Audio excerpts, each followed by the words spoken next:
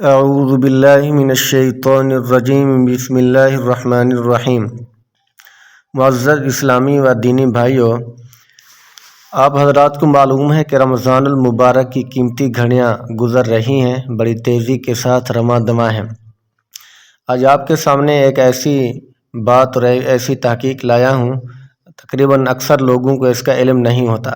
بات یہ ہے کہ رمضان المبارک میں ہر نیکی کا ثواب بڑھ جاتا ہے، 70 گنا اضافہ ہو جاتا ہے۔ نوافل فرائض کے برابر ہو جاتی ہیں، فرائض کا ثواب 70 فرضوں کے برابر ہو جاتا ہے۔ اکثر لوگ پوچھتے ہیں کہ رمضان المبارک میں ہم بستری کرنا جائز ہے یا جائز نہیں ہے۔ معزز سامعین، یہ بات یاد رہے کہ اپنی بیوی کے ساتھ ہم بستری کرنا یہ ثواب ہے۔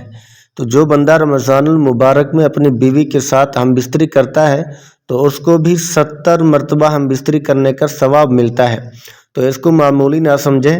جہاں روزہ رکھنا عبادت ہے، جہاں نفل پڑھنا عبادت ہے، جہاں ذکر کرنا عبادت ہے، تو وہاں بیوی کے ساتھ ہم بستری کرنا، اس کو چومنا چاٹنا بھی عبادت ہے۔ یاد رہے کہ رمضان میں روزے کی حالت میں ہم بستری جائز نہیں ہے، البتہ بوس و کنار دے سکتے ہیں، لیکن رمضان المبارک کی راتوں کے اندر بیوی کے ساتھ مجامعات اور صحبت کرنا یہ نیکی ہے، یہ ثواب ہے۔ تو کوئی بندہ بھی اس سے محروم نہ رہے، یہ 70 مرتبہ ہم بستری کرنے کے برابر ثواب ملے گا۔ اور ایک بات یہ بھی یاد رہے کہ رمضان المبارک میں جہاں نیکیوں کا ثواب بڑھ جاتا ہے، وہاں گناہوں کا عذاب اور سزا بھی بڑھ جاتی ہے۔ اگر ایک گناہ ہوگا تو 70 گناہ اس کے بدلے لکھے جائیں گے۔ اس لیے ہمیں جہاں نیکیاں کرنی چاہیے وہاں گناہوں سے بھی بچنا چاہیے۔ تو میں نے آپ کے سامنے یہ مسئلہ بتا دیا، عرض کر دیا۔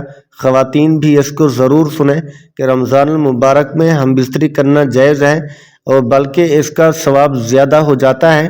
اس لیے کوئی بندہ بھی اس سے محروم نہ رہے اور شش و پنج میں نہ رہے۔